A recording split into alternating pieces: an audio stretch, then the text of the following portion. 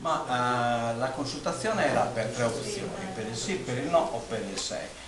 Ha un significato perché questa è una struttura che interessa tutto il nostro territorio e tutto il nostro popolo, cioè non possiamo rimanere indifferenti ad una ulteriore imposizione che potrebbe diventare una servitù.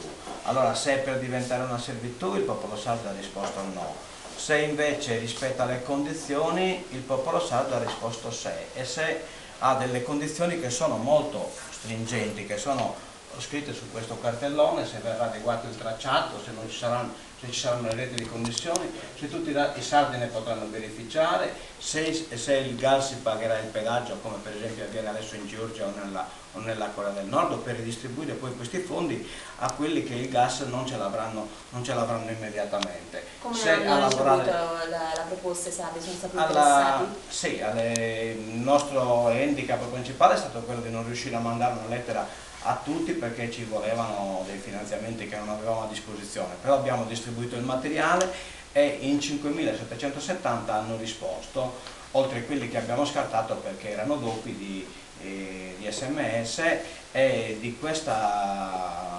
5.700 c'è stata una percentuale del 38,43% per il no, 53,14% per il se, per il sì 8,15% e poi nulli un 0,28%, soltanto 16%, perché quelli che sono arrivati dopo non li abbiamo contati. Quindi pensiamo che sia un campione del nostro popolo abbastanza sufficiente per capire cosa ne pensa, insomma.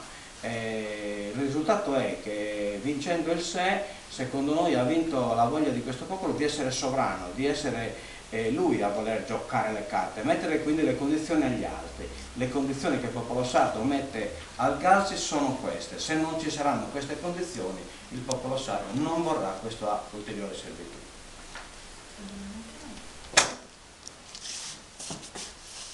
Dopo la consultazione,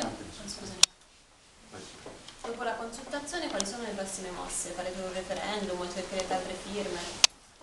No, intanto dobbiamo attendere alcuni passaggi che sono fondamentali, perché si è chiarito qual è la volontà del popolo sardo.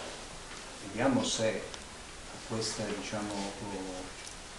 nostri interrogativi ci saranno delle risposte. Per adesso siamo andati a sentire i progettisti, siamo andati a sentire chi è favorevole e non ci hanno convinto. Quindi aspettiamo le risposte e aspettiamo quali sono gli impegni e poi chiediamo che la Regione abbia gli strumenti per poter monitorare e controllare.